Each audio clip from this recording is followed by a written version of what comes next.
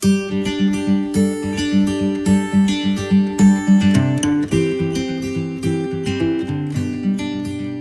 spesialis penyakit dalam, tentang Dr. Update. Kepada Dr. Ansari dipersilakan.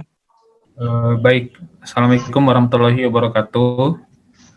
Selamat sore yang saya hormati Prof. Samsu, Niko selaku moderator dan seluruh sejawat dan para peserta yang hadir di sesi webinar sore hari ini.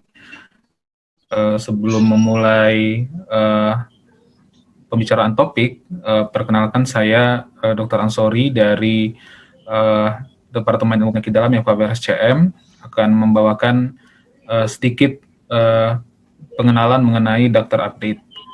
Ya, lanjut. Jadi misi dari Dr. Update itu adalah membangun komunitas untuk meningkatkan keberhasilan belajar mahasiswa rumpun ilmu kesehatan atau health sciences. Jadi memang Dr. Update ini merupakan bisa dikatakan satu startup yang diinisiasi oleh Prof. Samsu, mohon izin Prof, untuk meningkatkan kualitas belajar dan pendidikan dari mahasiswa khususnya kedokteran. Namun tidak tertutup juga, ke depannya akan dikembangkan juga pendidikan ataupun pengajaran untuk mahasiswa di luar kedokteran, di mana dia masih mencakup ilmu kesehatan seperti keperawatan, kebidanan, ilmu kesehatan masyarakat, dan lainnya. Jadi memang Dr. Update ini melihat bahwa terdapat ya mungkin perbedaan kualitas pendidikan dari universitas ataupun fakultas kedokteran di Jawa, luar Jawa, ataupun swasta dan non-swasta, dan khususnya selama masa pandemi ini, dan kita ingin memberikan pendidikan yang terbaik ataupun kualitas pengajaran yang baik untuk seluruh mahasiswa kedokteran dan ilmu kesehatan lainnya, sehingga para mahasiswa tersebut memperoleh manfaat yang besar dari pendidikan yang diberikan. Ya, lanjut. Rencana strategi pembelajaran distance learning juga ada kegiatan meningkatkan penghasilan mahasiswa melalui kegiatan webinar ataupun jaringan, dan jika ada masalah maka kita mendampingi mahasiswa untuk menyelesaikan masalah mereka di dalam bidang pendidikan, dan kita juga membangun komunitas yang kreatif melalui sistem keanggotaan. Lanjut. Medianya melalui simposium, seminar, kuliah umum seperti hari ini, dan juga kita ada Instagram, dan peserta sejawat sekalian yang tertarik untuk mengikuti Dr. Update bisa melihat di Instagram dari Dr. Update, silakan di-follow, dan juga kita ada mentoring keberhasilan belajar, tadi bimbingan penambahan penghasilan, dan juga merencanakan penerbitan buku ataupun monograf dalam bentuk e-book dan seterusnya. Lanjut. Ya, jadi memang sejawat sekalian, peserta yang hadir di sini memang tidak hanya mahasiswa kedokteran, tetapi sekarang sudah meluas ke general practitioner ataupun dokter umum, karena kita melihat animo dari dokter umum itu cukup besar untuk mengikuti kegiatan dari Dr. Update, sehingga memang yang awalnya kita merencanakan untuk mahasiswa, tetapi kedepannya kita akan mengembangkan lebih luas lagi ya untuk kegiatan Dr. Update, khususnya webinar. Silakan bagi dokter umum yang ingin mengikuti untuk join. Dan kita ada member di sini, silakan untuk mendaftar, nanti bisa membuka website dari Dr. Update, dan sejawat sekalian, para peserta bisa melihat program dari Dr. Update ataupun perpustakaan yang ada di situ. Ya, lanjut. Dan kita juga memiliki, ya kembali lagi, kita memiliki kerjasama juga dengan startup lain. Ya, ini ada dari FK Digital yang mereka itu mengadakan webinar rutin juga, dan mereka merekamnya dan eh, memberi biaya untuk mendapatkan rekaman tersebut, dan member Daftar Update nanti akan mendapatkan diskon khusus bagi yang ingin membeli rekaman kuliah materi dari FK Digital ini. Lanjut. Dan juga dari FK Tanpa Batas, startup yang mirip untuk sebenarnya ya untuk pendidikan kedokteran juga, mereka membuat video dan juga lecture yang menarik ya mengenai teori-teori kedokteran seperti fisiologi, anatomi dan seterusnya, dan peserta member Daftar Update yang terdaftar itu bisa memperoleh diskon khusus juga untuk memperoleh video mereka. Lanjut. Ya, dan kita juga memiliki perpustakaan yang lumayan untuk koleksi bukunya, e-booknya, dan bagi peserta yang tertarik, silakan mendaftar sebagai member untuk memperoleh akses terhadap perpustakaan tersebut, ya, mulai dari e-book bedah, mengenai COVID, basic science, konsensus, dan seterusnya. Dan kita sudah lebih dari 100 mungkin e-book yang ada dan akan terus bertambah, dan bagi member itu bisa mengakses secara free. Lanjut. Dan kita juga ada ambasador di sini bagi sejawat ataupun peserta yang menjadi member premium. Lanjut. Ya, dan ini nanti akan mendapatkan kesempatan bekerja sebagai pembimbing, kemudian ikut sosialisasi mengenai Daftar Update, dan kita batasin jumlah ambasador untuk universitas yang ada. Lanjut.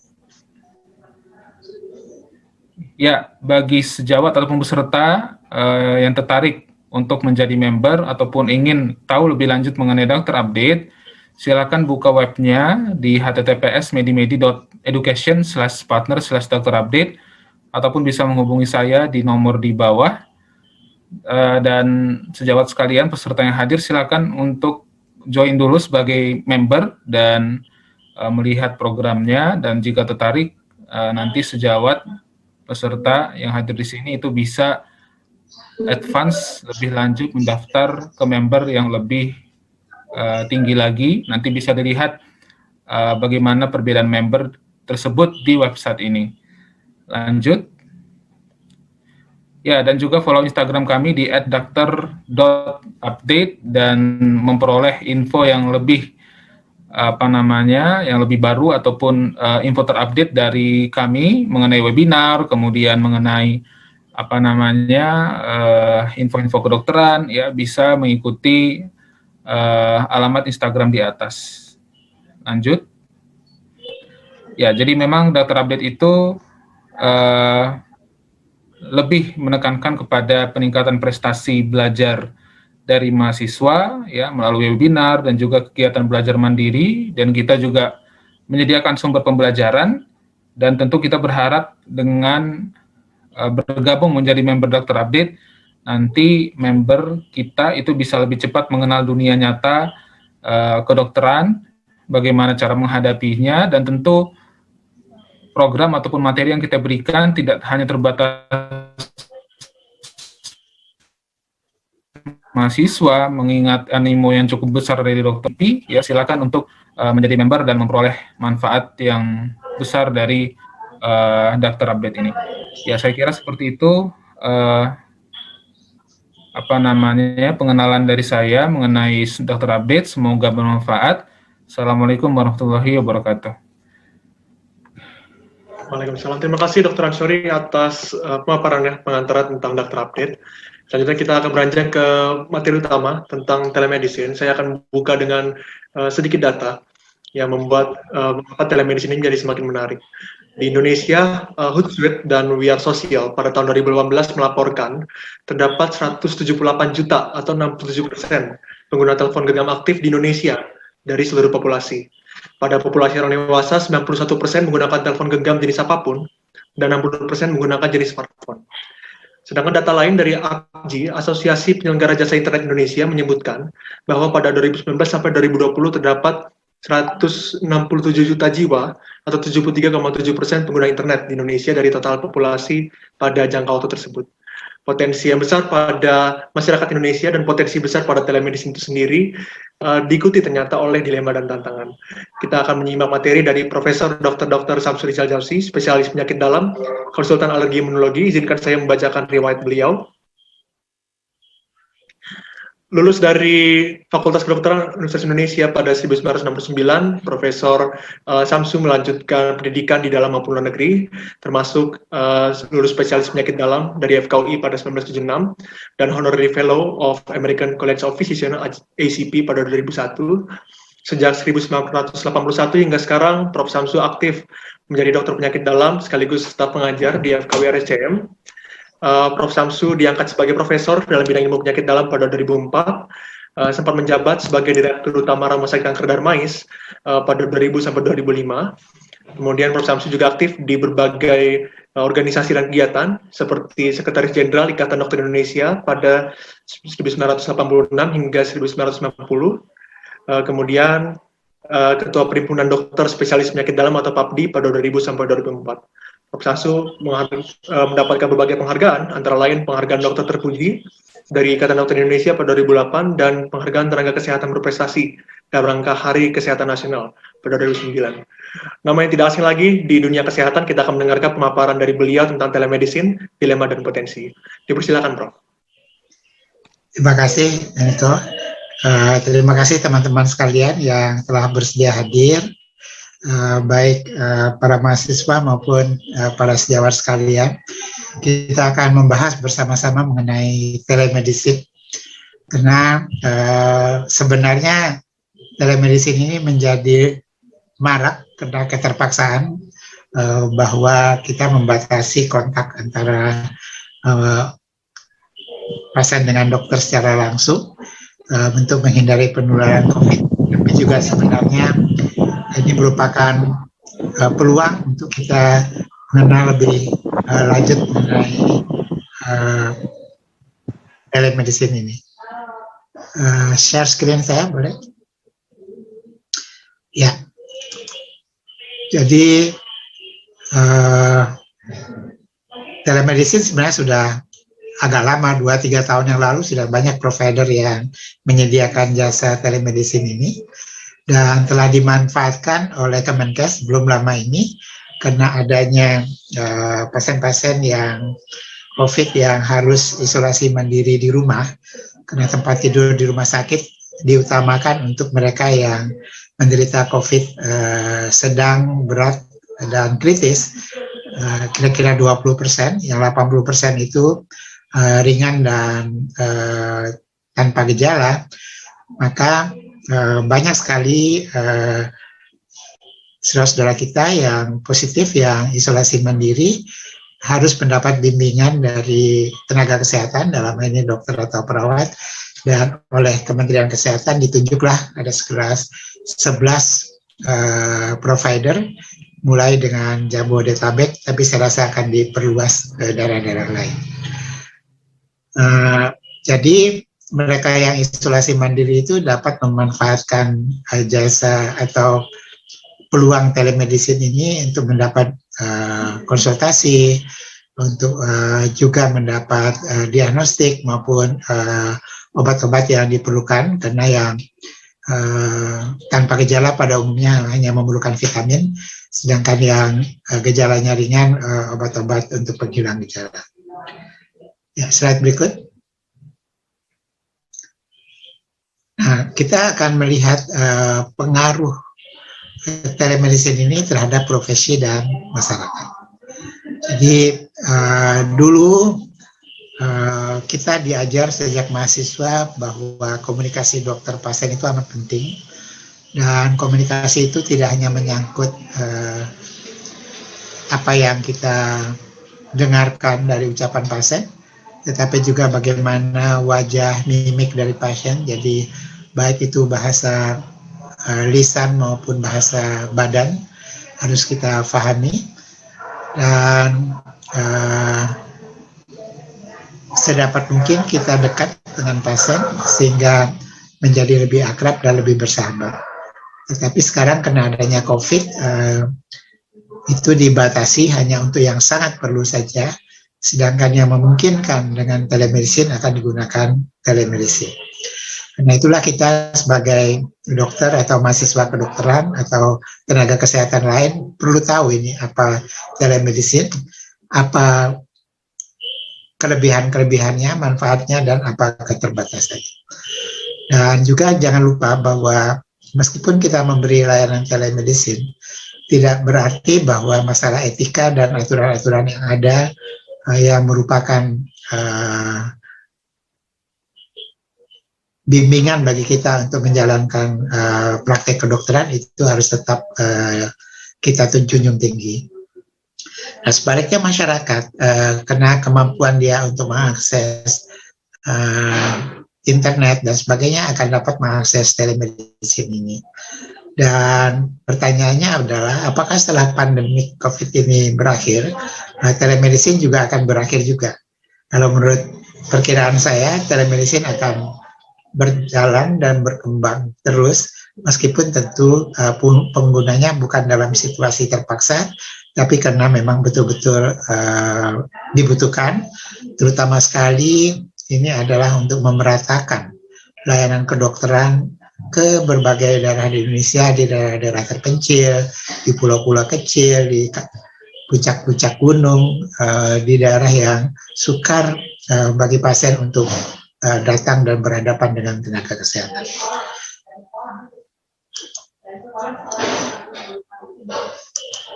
Ya, slide ya. Jadi kita lihat dulu apa yang dimaksud dengan telemedicine. Jadi ini adalah satu tindakan kedokteran yang tadinya face to face, tatap muka, menjadi tidak tatap muka atau jarak jauh.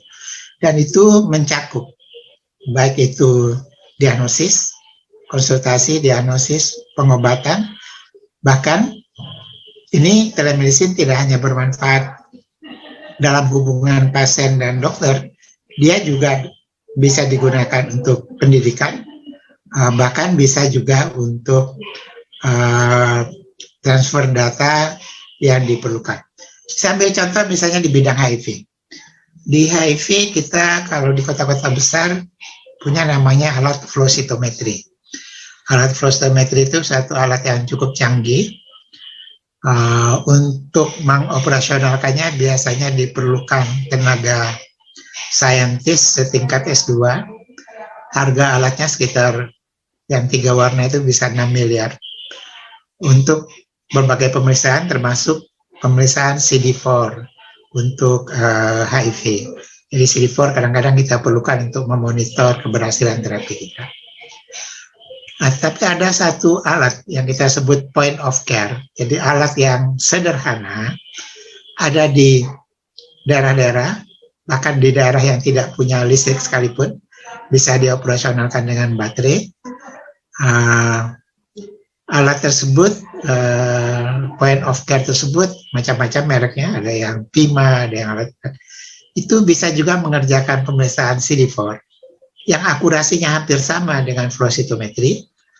Kalau flow cytometry harus dioperasionalkan oleh tenaga setingkat S2, maka untuk alat point of care ini cukup SMA dengan latihan beberapa hari.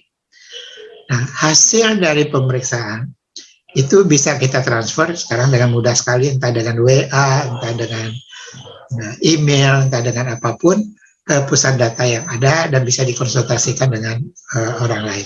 Jadi ini adalah salah satu contoh penggunaan dalam layanan maupun dalam edukasi. Nanti edukasi kita akan lihat lebih dalam lagi. Slide berikut.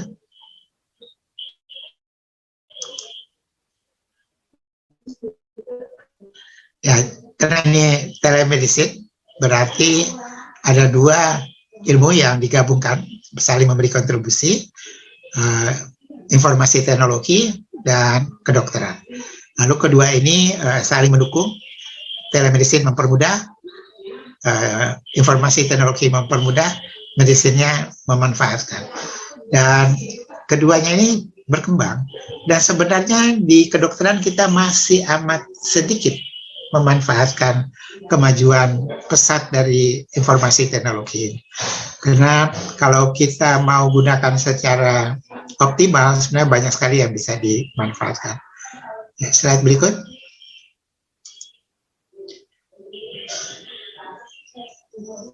Jadi dalam penggunaan tentu ada tantangan-tantangan.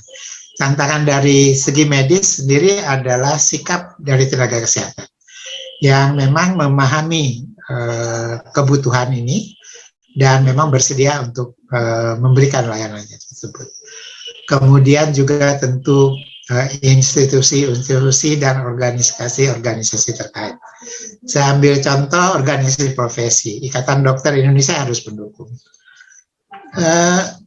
Mungkin badan-badan terkait, katakanlah BPJS. Layanan telemedicine ini yang sekarang berjalan untuk COVID, itu pembiayanya dari Kementerian Kesehatan. Jadi tersedia dana untuk itu. Tapi kalau kita lakukan layanan telemedicine untuk pasien-pasien BPJS yang mungkin bukan berkaitan dengan COVID, maka ini harus dapat persetujuan dari BPJS. Jadi adalah satu tantangan juga. Kemudian tentu mengenai teknologi, mudah-mudahan sebentar lagi kita akan punya 5G, sehingga transfer waktu, kemudian juga akses untuk internetnya, dan hal-hal teknikal lain. Niko bisa?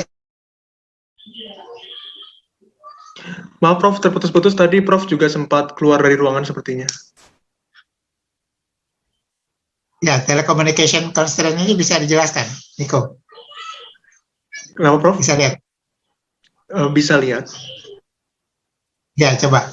Saya nggak gitu ngerti nih. Yang mana Prof, maaf? Ya, minimum requirement-nya. Ini saya menjelaskan, Prof. Ya. Oh ya, baik, saya coba menjelaskan. Jadi ada kalau saya mencoba memahami, Prof, ada banyak kendala ya dan tantangan yang bisa dihadapi, yang perlu di overcome dalam pengembangan telemedicine. Misal yang saya jelaskan agar lebih mudah dipahami, yang dua pertama saja, antara lain tentang koneksi dengan kecepatan tertentu, kemudian internet yang harus tersedia terus-menerus. Itu kebutuhan dasar agar telemedicine yang sangat mengandalkan teknologi telekomunikasi itu bisa berjalan dengan baik. Saya kira itu Prof yang bisa saya jelaskan tentang slide ini. Ya, kita kan kalau nggak salah sebenarnya pemerintah sudah mulai merencanakan untuk 7 daerah di Indonesia akan dikembangkan 5G. Di Jakarta baru mulai di beberapa tempat, yang kita harap semuanya nanti bisa berkembang ke seluruh Indonesia. Meskipun tentu secara bertahap, dan sudah ditunjuk juga badan yang bertanggung jawab untuk itu. Ya. Slide berikut. Nah, kita bisa langsung berkomunikasi, misalnya katakanlah melalui video call. Sekarang ini lagi populer sekali karena banyak, misalnya pasien-pasien saya entah dari Aceh, entah dari Papua, tentu nggak bisa terbang ke Jakarta. Kita melakukan video call dan itu langsung. Dan dalam video call itu juga kita bisa dengarkan keluhan, kita bisa lihat wajahnya. Kalau ada hasil-hasil laboratorium juga bisa diperlihatkan. Kalau nggak jelas dengan video call, dia bisa kirim dengan WA atau email. Kemudian juga kalau ada kelainan yang memungkinkan untuk dilihat dengan video call, misalnya saya sering melihat apakah lidahnya masih bisa dilihat, apakah ada gatal-gatal di kulitnya masih bisa dilihat. Yang mungkin masih terbatas adalah pemeriksaan fisik lainnya. Tetapi juga ini bisa dilakukan dengan tidak langsung. Jadi data-data dikirim terlebih dahulu, kemudian disimpan. Setelah itu dilihat oleh dokternya, lalu setelah itu baru melakukan hubungan ke dokter dan yang dikirim itu bukan hanya kata-kata, dia bisa berupa gambar radiologi. Jadi kalau video conference kan bisa interaktif ya, kemudian relatif lebih sederhana. Slide berikut. Ya. Dan ini bisa juga digunakan untuk second opinion, di mana seorang dokter umum misalnya bisa berkonsultasi atau pasien bisa berkonsultasi pada dokter yang kedua, dimulai dengan entah itu radiologis, patologis, kemudian dokternya akan mengirimkan secara digital datanya ke seorang spesialis atau konsultan, lalu mereka bisa mendiskusikannya sehingga dapat opini, entah itu opini pertama maupun opini kedua. Dan semuanya ini, data-data ini bisa disimpan, bisa dikirim, dan bisa, kalau diperlukan, bisa kita buka kembali. Slide berikut. Nah, ya, ini adalah hal yang banyak dilakukan oleh masyarakat, yaitu menggali informasi dari internet. Yang persoalan yang paling penting sebenarnya sumber informasi yang dapat dipercaya, yang punya otoritas di bidang tersebut. Karena banyak informasi yang diberikan oleh orang yang nggak punya otoritas, itu tidak berarti dia bukan dokter, dia juga bisa aja seorang dokter, tapi bukan di bidangnya. Dan seringkali karena dia seorang selebritis, masyarakat lebih percaya pada orang yang terkenal daripada orang yang memahami bidang tersebut. Slide berikut. Nah, manfaat telemedicine kita bisa lihat untuk negara-negara yang sudah maju, di mana mereka sudah pergi ke arah bagaimana memperbaiki, menyempurnakan layanan kesehatan ini dari berbagai sektor. Sudah sampai ke virtual hospital, bisa sampai home care. Home care kan sudah berjalan di banyak negara, bahkan dibiayai juga oleh asuransi. Tapi dengan adanya telemedicine ini, home care menjadi bisa lebih lengkap. Kalau ada disaster, bencana, maka telemedicine ini juga bisa kita manfaatkan. Tenaga kesehatan di lapangan itu bisa melakukan konsultasi dengan dokter spesialis yang ada di kota terdekat. Bahkan juga digunakan untuk training. Slide berikut. Sedangkan untuk kita, negara-negara yang sedang berkembang, ini sebenarnya adalah kesempatan baik untuk memeratakan pelayanan kesehatan primer kita. Kemudian juga konsultasi dengan dokter spesialis. Lalu juga untuk emergency, ini sangat bermanfaat. Lalu edukasi dan terhadap data-data. Jadi data itu tidak hanya bisa dilihat oleh akademisi di universitas atau Kementerian Kesehatan, tapi teman-teman yang ada di desa-desa di Maluku, di pulau-pulau kecil, kalau memungkinkan aksesnya, internetnya ada, maka sebenarnya mereka juga bisa mengakses data-data terbaru. Misalnya mereka memerlukan berapa sih insiden katakanlah diabetes mellitus tahun 2020 misalnya, kalau ada datanya mereka bisa akses. Jadi data ini bisa diakses dari mana-mana. Slide berikut.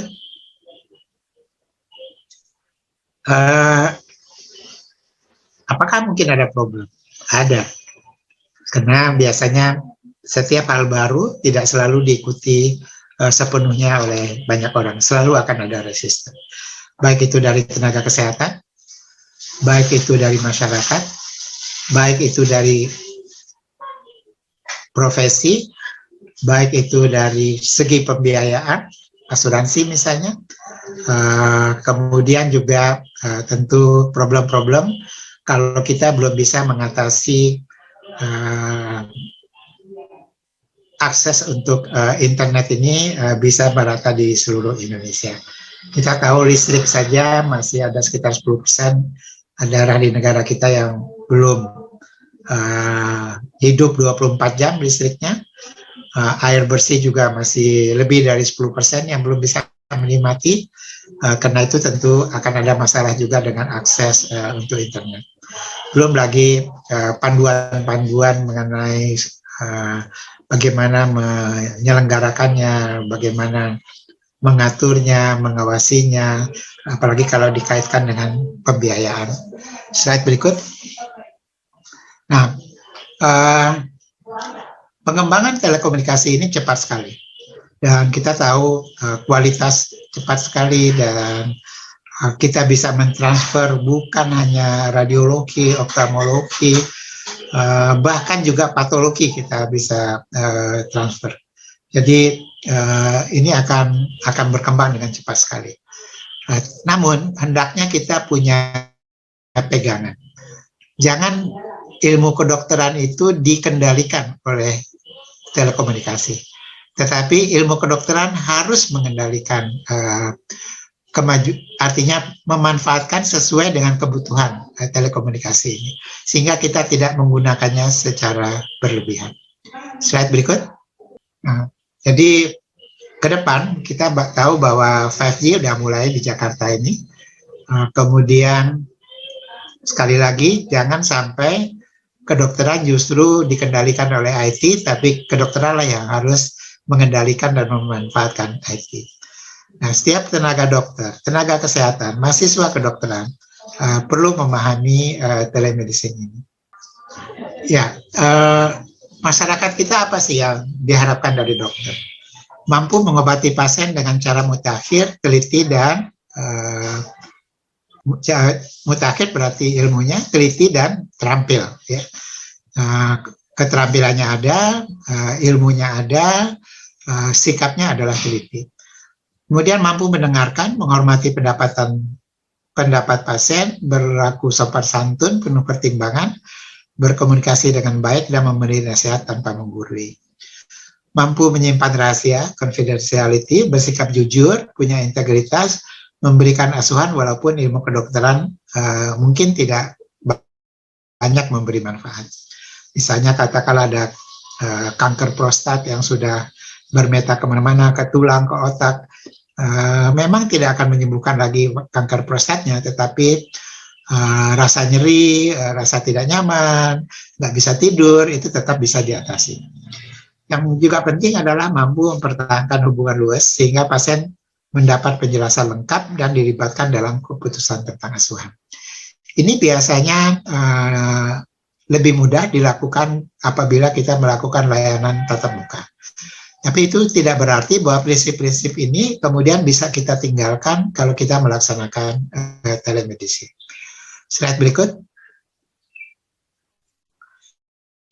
Nah, ini yang harus kita sadari bahwa teknologi informasi itu merubah kehidupan kita. Di bisnis, kemudian di transportasi, di informasi sudah tentu, termasuk bidang kedokteran. Slide berikut.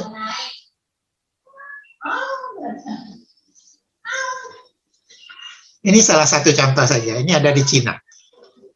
Satu mesin yang minute consultation. Jadi kalau ada orang datang ke mesin ini, dia buka, terus dalam 1 menit mesin akan bertanya tingginya berapa, beratnya berapa. Di situ juga bisa mengukur suhu, tensimeter dan sebagainya. Lalu dia bilang 1 jam kemudian Anda pulang, obatnya sudah ada di rumah Anda. Jadi ilmu kedokteran itu ingin disederhanakan sedemikian rupa. Jadi ditanyakan masalahnya, kemudian diminta data, langsung bisa ada diagnosisnya dan terapinya. Bagi orang awam ini amat menarik, tapi dari kita dari segi kedokteran sebenarnya banyak hal yang harus kita pertanyakan, karena ilmu kedokteran tidak seperti yang dianggap oleh masyarakat luas penuh dengan kepastian. Ilmu kedokteran adalah penuh dengan kemungkinan-kemungkinan. Ya, slide berikut. Ya, boleh slide berikut. Ini menarik sekali. Teman-teman di India itu mencoba memantau retinopati diabetes, bisa kembali slide-nya, retinopati diabetik pada masyarakat India. India kan penduduknya 1,2 miliar. Kalau 4% diabetes itu berarti sekitar 50 juta penderita diabetes. Dan untuk mencegah kebutaan kita melakukan funduskopi secara berkala setiap tahun. Bagaimana caranya kita melakukan funduskopi pada 50 juta orang? Nah, ternyata bisa dibantu dengan artificial intelligence. Jadi handphone, ini gambar ini, dilengkapi dengan satu alat sehingga bisa memotret fundus. Ini adalah foto dari fundusnya. Dan foto fundus ini dikirimkan melalui WA ke dinas kesehatan terdekat. Buat foto fundus setiap hari masuk di situ.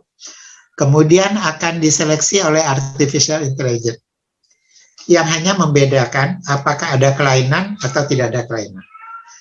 Yang ada kelainan itu akan diberikan pada dokter mata untuk dilihat kembali, dan yang dicurigai oleh dokter mata barulah pasiennya dijadwalkan untuk pemeriksaan funduskopi. Jadi yang dihemat itu banyak sekali. Pasien tidak harus antri di rumah sakit. Pemeriksaan funduskopi dapat dikurangi kepada yang amat dicurigai saja, sehingga mereka yang dicurigai ini bisa diberi perhatian yang lebih untuk menemukan retinopati pada keadaan di 2018. Jadi ini adalah salah satu contoh bagaimana informasi teknologi itu bisa membantu kita menghemat pekerjaan dokter spesialis mata, menghemat alat-alat dan masyarakat tetap bisa kita pantau dengan baik. Slide berikut.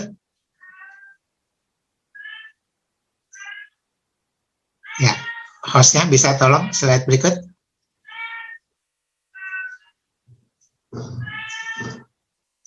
Kedengaran suara saya? Dengar, tolong slide berikut. Sudah ganti Prof slide-nya. Nah, ini yang tadi slide-nya ini sederhana. Beratnya barangkali hanya sekitar 6 kg. Oke. Dan alat itu sudah tersebar di Indonesia. Ada 300-an setahu saya, mulai dari Aceh sampai ke Papua. Jadi bisa digunakan dan hasilnya bisa dikumpulkan datanya secara terpusat di P2M kita, sehingga kita bisa tahu bagaimana kira-kira tahun demi tahun apakah kita menemukan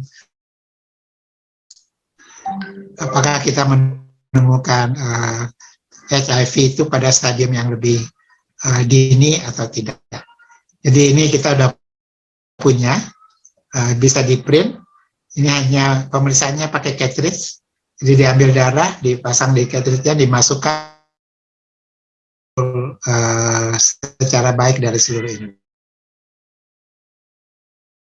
Indonesia. Slide berikut. Profesor, jika ini koneksinya jika berkenan nggak apa-apa Prof, off cam mematikan kamera mungkin. Tetapi setiap perubahan yang ada itu selalu ada yang tertinggal untuk tidak mengikuti. Ini adalah satu kurva. Kedengaran suara saya? Suaranya kedengaran? Terdengar Prof. Kalau untuk meringankan mematikan kamera ya nggak apa-apa Prof. Ya, saya coba matikan kamera barangkali. Ya. Jadi kita lihat di kurva ini, sekitar 13% itu adalah orang yang cepat menerima perubahan. Tapi sebagian besar orang, sekitar 68%, itu mayoritas, dia bisa mayoritas yang early, bisa mayoritas yang late, tapi penduduk itu seperti di sini. Kemudian yang terlambat untuk ikut sekitar 16%, dan yang sama sekali nggak berubah juga ada. Ini kita ambil contoh sebenarnya adalah mengenai vaksin COVID-19 saja. Pada waktu permulaan diperkenalkan itu banyak sekali yang menentang, tapi ada yang cepat mengerti dan menerimanya. Ketika kita mulai menyuntik 1 juta, 2 juta, 3 juta orang, makin banyak yang menerima. Dan sekarang late majority-nya udah mulai berubah. Kita tahu bahwa sekarang antrian di mana-mana orang minta divaksin. Tapi apakah semua? Tidak. Ada sekitar 16% tetap tidak mau divaksin. Ya, kita nggak bisa paksa sebenarnya. Karena mereka memang tidak mau menerima perubahan. Ini contoh untuk vaksin, tetapi juga adalah contoh untuk telemedicine. Dan itu bisa saja di masyarakat, tapi bukan juga tidak mungkin adanya di profesi. Tapi amat sayang sekali kalau itu terjadi di profesi. Ya, saya nggak tahu kenapa setiap ganti slide ini terputus. Kalau memang mungkin kita akan lebih banyak ditanya jawab. Mungkin 1 slide lagi. Ya, ini saya akhiri saja. Di sini ke depan, kita kan kecenderungannya ada pada precision medicine. Jadi pengobatan itu tidak rata-rata lagi, tiap orang makan 3 kali 1 tablet. Mungkin 1 orang sekian miligram, orang lain mungkin berbeda. Kemudian kita akan masuk ke predictive medicine, terutama dengan majunya sequencing dari DNA. Kemungkinan bahwa akan terjadi kanker, akan terjadi diabetes, mungkin bisa diprediksi sebelumnya. Pemanfaatan big data, kita punya data suntikan COVID-19 kita yang pertama saja sudah 46 juta. Itu kalau tercatat baik semuanya efek sampingnya, maka suatu penelitian besar yang bisa dihasilkan dari data tersebut. Dan ini akan mempengaruhi pendidikan kedokteran, mempengaruhi penyuluhan, mempengaruhi pelayanan, bahkan mempengaruhi penelitian. Dan yang perlu kita hati-hati, dia juga mempengaruhi kemanusiaan kita, profesional kita, dan medical etik kita. Karena itu kita harus semakin kuat memegang humanisme, profesionalisme, dan medical etik. Jangan sampai goyah karena adanya kemajuan informasi teknologi, karena adanya kemajuan ilmu kedokteran ini. Saya rasa saya cukupkan di sini karena barangkali kita lebih baik diskusi dan membahas lebih banyak, karena saya lihat di sini banyak teman-teman yang mungkin juga bisa memberikan pendapat dan menambah apa yang saya sampaikan. Begitu dulu Niko, saya kembalikan ke Niko. Baik, terima kasih Profesor atas pemaparannya yang lengkap. Sudah ada beberapa pertanyaan juga menunjukkan ketertarikan dari audiens terhadap topik ini. Saya ingin memulai dengan pertanyaan yang rasanya akan menjadi ketertarikan juga untuk semua yang hadir di sini, yaitu tentang doctor's resistance. Terkait juga tadi dengan graphic division of innovation yang Prof sampaikan di bagian akhir. Beberapa penelitian menunjukkan bahwa bentuk penerapan teknologi yang lebih awal dari telemedicine, yaitu electronic health record, itu ternyata tidak menyenangkan untuk dokter. Mengurangi banyak alasannya, entah interface-nya atau pengemasan dari EHR kurang nyaman untuk bekerja, kemudian mengurangi waktu interaksi dan sebagainya. Menurut Profesor, apakah dokter, khususnya dokter Indonesia, sudah cukup siap sebenarnya untuk menjadi pemain utama di telemedicine dan termasuk untuk pengembangan ke depannya? Silakan Prof. Ya, setiap hal baru itu tentu ada masalah dan kesulitannya. Kita tahu dulu komputer itu besarnya adalah sebesar lemari besar. Tahun 81, Prof. Karnen, senior saya, membeli komputer IBM. Barangkali di Rumah Sakit Cipto itu komputer yang pertama personal. Besar. Dan ada 2 disk. Disk program itu di 1 disk, disk operasional di 1 disk. Dan kami semua staf selama 7 hari itu dilatih untuk bisa menggunakan itu. Sekarang anak-anak SD, SMP beli laptop, diajarkan sebentar sudah bisa menggunakannya. Jadi kemudahan-kemudahan itu akan bertambah maju, kenyamanan itu akan bertambah maju. Pada tahap-tahap permulaan memang ada kesulitan. Tapi ingat, kita adalah negara dengan ribuan pulau. Ada penduduk kita yang tinggal di pulau-pulau kecil, di daerah-daerah yang terpencil, dan untuk pergi ke layanan kesehatan itu memerlukan biaya yang besar, waktu yang lama, kadang-kadang malah bisa berisiko untuk terjadi kecelakaan. Nah, kalau negara kita ini nanti punya seluruh Indonesia bisa mengakses internet dengan baik, ya mungkin yang akan menjalankan seluruh penduduk. Meskipun tadi Niko bilang yang bisa mengakses internet itu 167 juta ya, tetapi anak-anak SD, SMP mungkin bisa lebih baik daripada kakek atau neneknya, bisa menolong untuk itu. Jadi apakah siap? Saya optimis kita siap. Bahwa pada tahap-tahap permulaan ada kesulitan, ya. 10 tahun yang lalu, saya mengalami operasi. Operasi dengan robot. Robotic surgery. Jadi, saya di kamar bedah, operator saya itu ada di luar kamar bedah.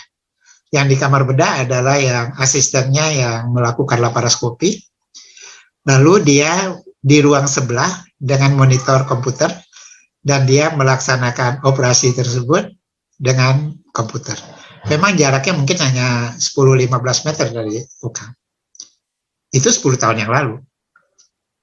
Dengan adanya 5G, itu bukan tidak mungkin operasi robotik ini pasiennya ada di Ambon sana, operatornya ada di Rumah Sakit Cipto. Karena image-nya itu sudah real time, nggak ada kata terlambat lagi. Untuk melakukan jahitan, pemotongan, dan sebagainya itu sudah benar-benar bisa. Jadi, kalau boleh saya bilang, semua kita harus menyiapkan diri. Bahwa ada yang cepat bisa menyesuaikan diri, ada yang lambat seperti saya. Saya dalam bidang teknologi ini masih sering minta bantuan yang muda-muda, entah cucu saya atau anak saya. Tetapi saya berusaha untuk mengikutinya. Barangkali itu, Niko. Baik, Prof. Semua harus menyiapkan baik cepat atau lambat. Masih terkait dengan kesiapan, ada pertanyaan dari Katarina. Ini terkait dengan kemampuan diagnosis dari dokter. Seberapa reliable diagnosis yang bisa dilakukan melalui telemedicine? Kita diajarkan anamnesis itu bisa 80% dari diagnosis. Kita melalui telemedicine bisa jadi kehilangan kemewahan pemeriksaan fisik, pemeriksaan penunjang, kemudian kehilangan untuk melakukan kemewahan untuk melakukan diagnosis holistik, misal melakukan obrolan lebih banyak, mendengar nada pasien, dan sebagainya. Menurut Profesor, seberapa reliable, dan kalau boleh saya tambahkan, bagaimana cara dokter menggeser teknik diagnosisnya untuk dapat sesuai dengan telemedicine? Silakan, Prof. Ya, bisa dengar suara saya? Bisa, Prof, bisa. Ya. Ada satu publikasi di China, tapi ini nggak langsung menjawab pertanyaan tadi. Orang-orang dengan kanker paru yang sudah dioperasi dan sudah di PA, jadi kanker parunya itu sudah diagnosisnya sudah ditegakkan dengan baik. Kemudian dilihat kembali CT scan-nya. Ada sekitar 100-an lah gitu CT scan itu. Lalu diberi gambaran klinis, artinya keluhannya apa segala macam. Diberikan pada dokter umum, kemudian dokter konsultan radiologi, kemudian dokter paru konsultan, kemudian artificial intelligence. Niko bisa tebak nggak kira-kira siapa juara pertama ketepatan diagnosis?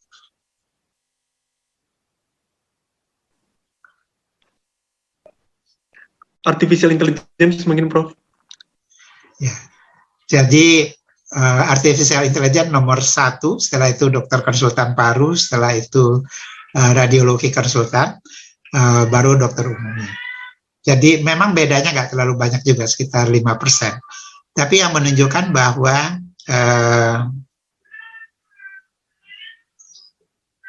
manfaatnya itu memang besar sekali. Tapi jangan dibalik. Kita tidak menyerahkan diagnosa pada artificial intelligence. Pada akhirnya decision tetap adalah pada dokter. Tapi artificial intelligence bisa membantu kita. Yang mungkin kita nggak lihat dengan mata kita biasa, dia bisa. Dia lebih teliti. Jadi kita dipengaruhi oleh suhu, kita dipengaruhi oleh perasaan, kita dipengaruhi oleh terburu-buru. Artificial intelligence bertindak secara objektif. Akan tergantung pada diagnosisnya. Kalau itu diagnosis psikiatri misalnya, saya pikir akan banyak nilai diagnosisnya. Karena psikiatri bukan hanya kata yang diperhatikan, tapi juga perilaku seseorang dan sebagainya yang mungkin ada keterbatasan kalau itu dengan video call dan sebagainya. Kerasnya suara, cara duduk dan sebagainya itu juga mempengaruhi. Tetapi ingat, dulu kita berpendapat bahwa yang bisa digambarkan oleh informasi teknologi ini adalah yang betul-betul secara objektif. Perasaan nggak bisa. Tapi sekarang mulai ada penelitian-penelitian perasaan pun bisa didalami dengan informasi teknologi.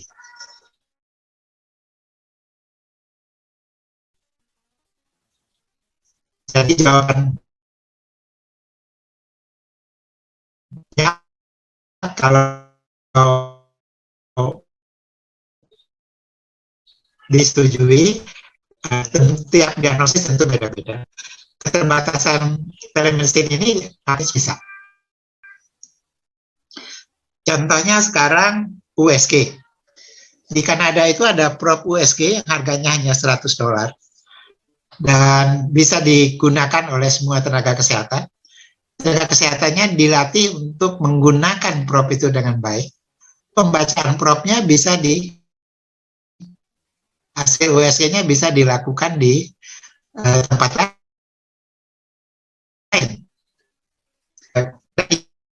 Itu kerjasama.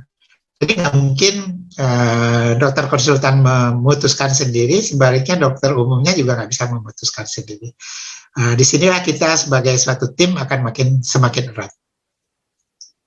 Ini hubungan dokter-dokter. Tapi jangan lupa hubungan dokter-pasien juga bisa dilakukan seperti itu. Nah, persoalannya sekarang, pembayaran aja. Jadi misalnya ada pasien saya, dia video call dari Medan. Video call katakanlah 15 menit, selesai kan? Kan nggak bisa, saya bilang, kamu habis video call bayar dong sama saya. Dibilang mana ada aturannya.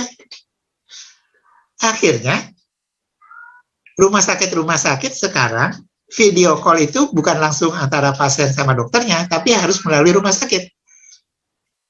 Alasannya memang ada. Pertama, dia mendaftar dulu, kemudian rekam mediknya kita bisa lihat di komputer. Dengan adanya nomor rekam medik, kita bisa tahu kapan dia datang, apa obatnya terakhir, dan sebagainya. Dengan demikian, kita memberikan konsultasi itu berdasarkan data, bukan hanya berdasarkan keluar pada waktu itu. Nah, dengan begitu kan, dia baru diikat bahwa untuk melakukan video call ini tarif rumah sakit segini, tarif dokternya segini. Tetapi nggak semua orang bisa terima itu gitu.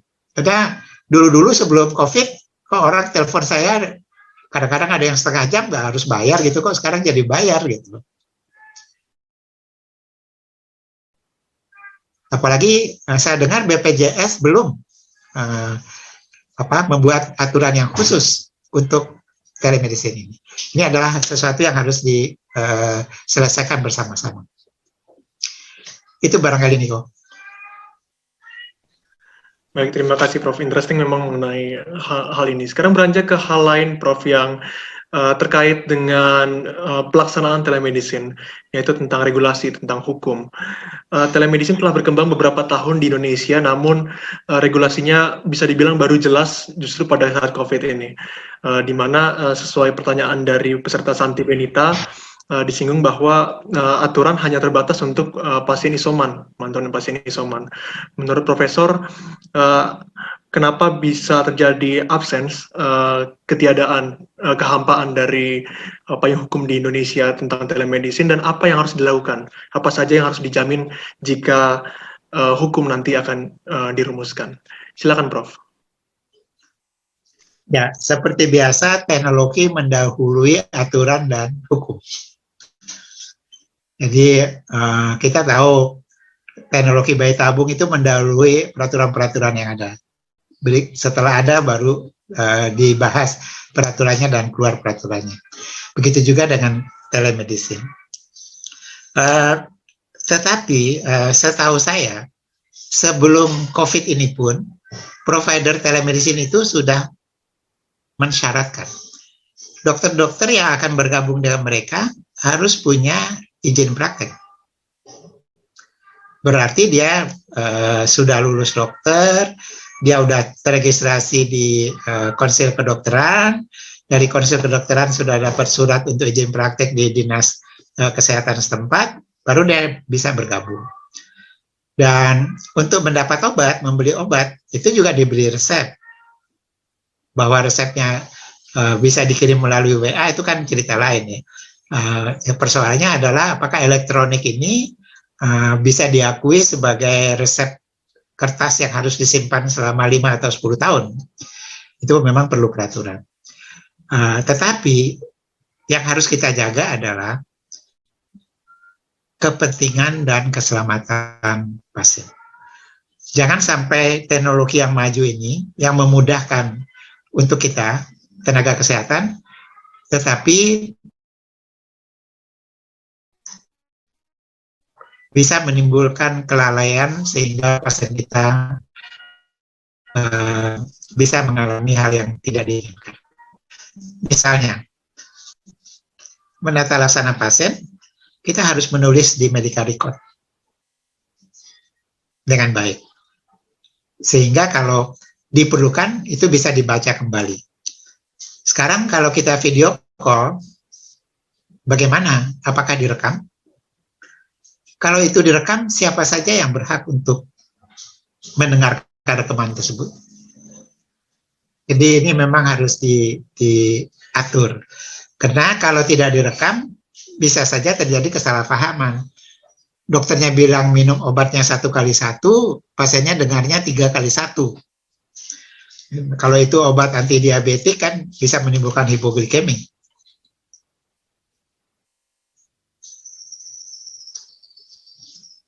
Jadi memang harus dikejar, aturan hukum dan etikanya harus dikejar.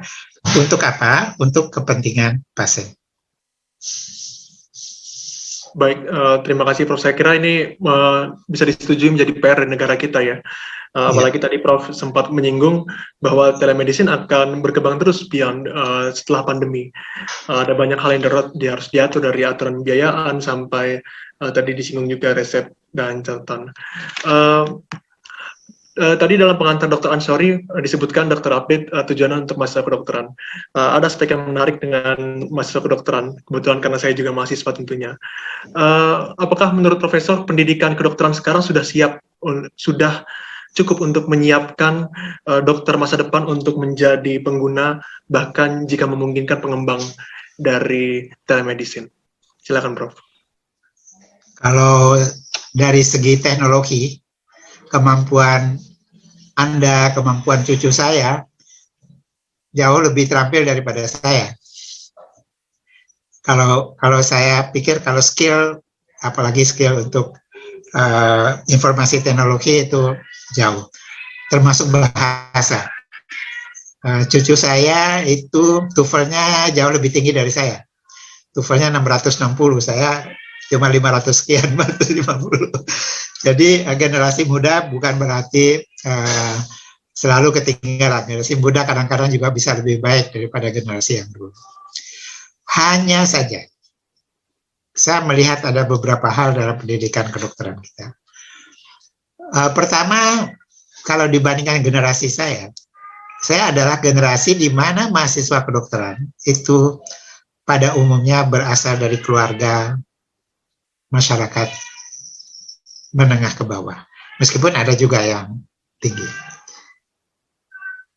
Jadi kami kalau mau makan di kantin mahasiswa itu mikirnya mungkin 2 minggu. Anda bisa minum jus atau burger dengan uang jajan Anda. Begitulah kira-kira. Kedekatan kita dengan masyarakat itu jauh, karena kita berasal dari masyarakat itu.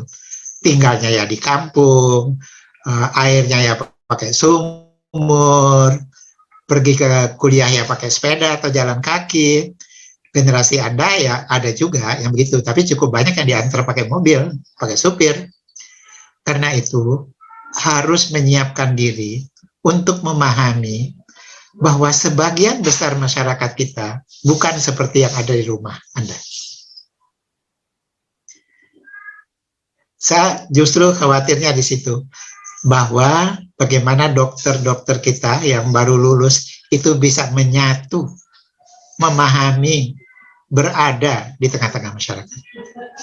Dan itu bisa dicapai kalau Anda pergi ke daerah, terutama daerah-daerah terpencil.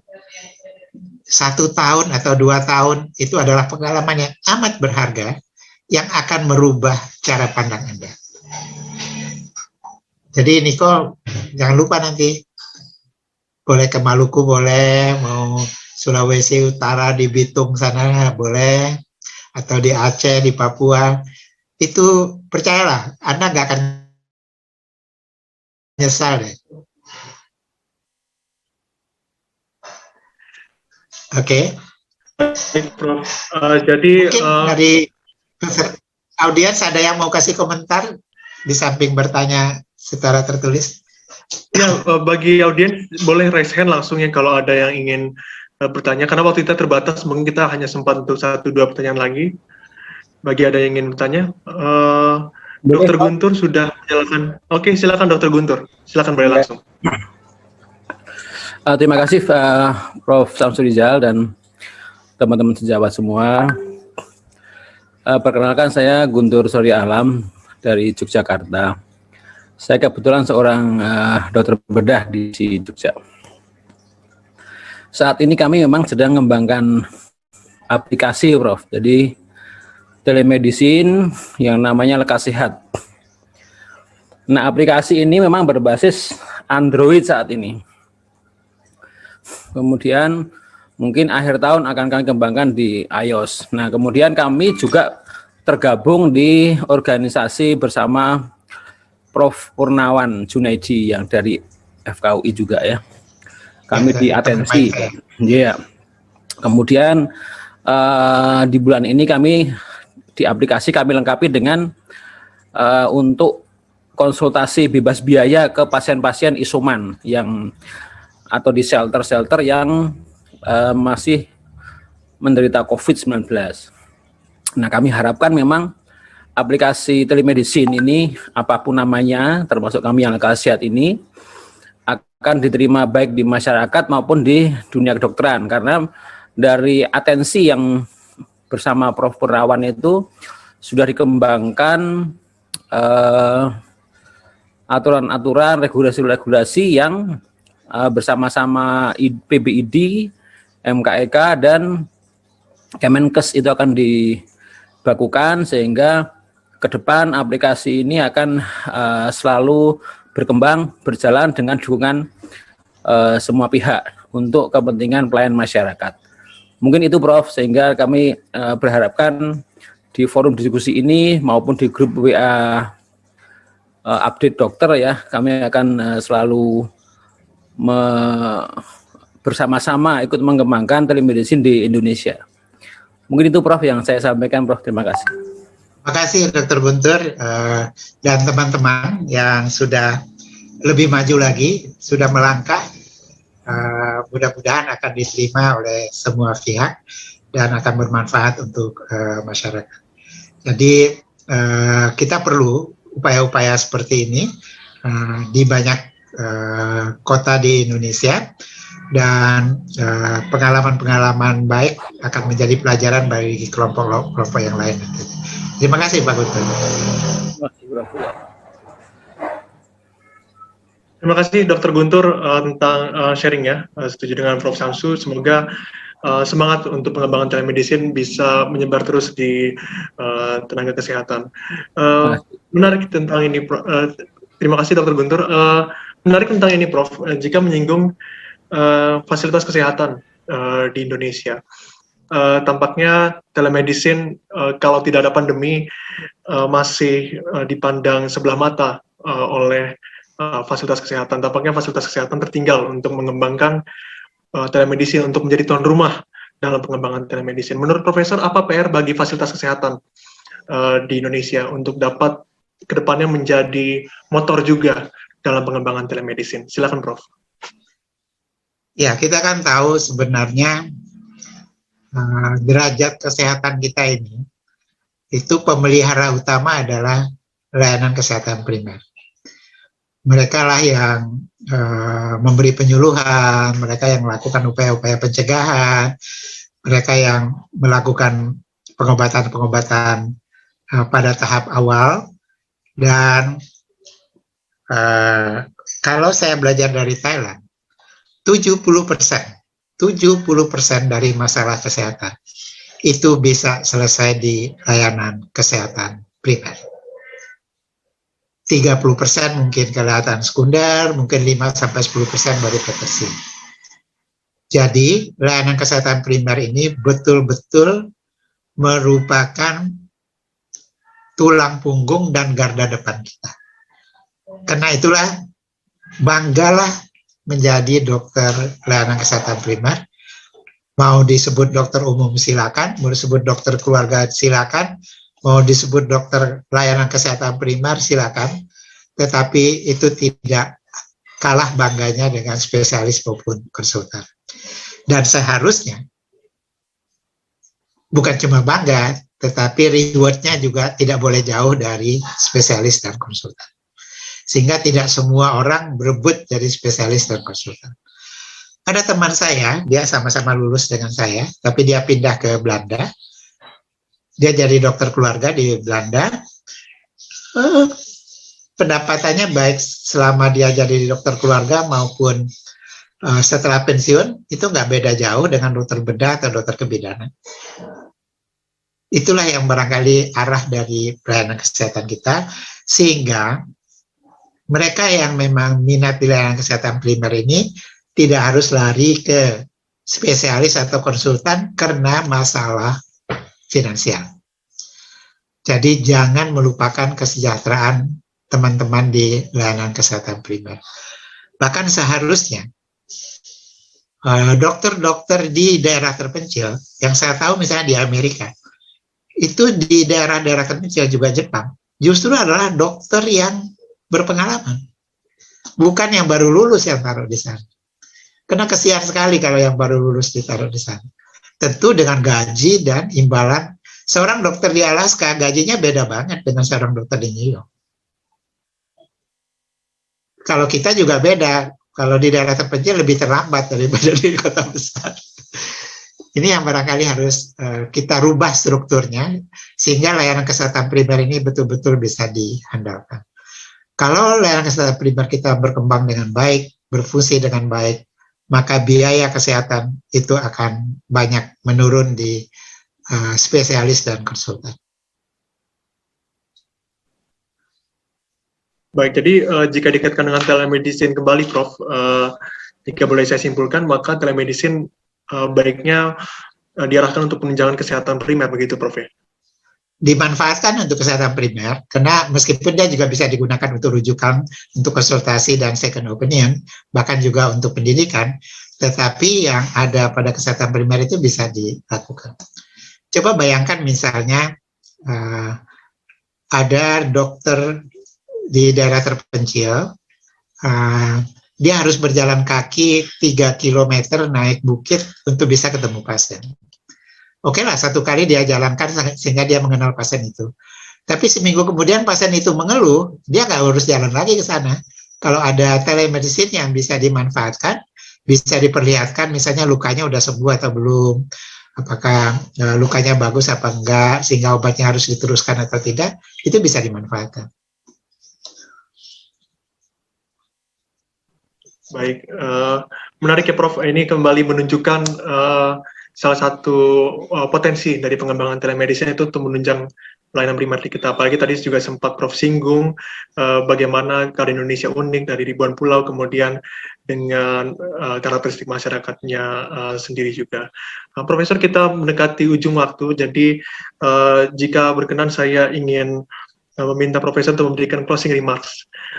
Tim dari Dr. Update sudah membuat pesan broadcast yang menarik dengan judul "Benarkah dokter akan digantikan oleh telemedicine?"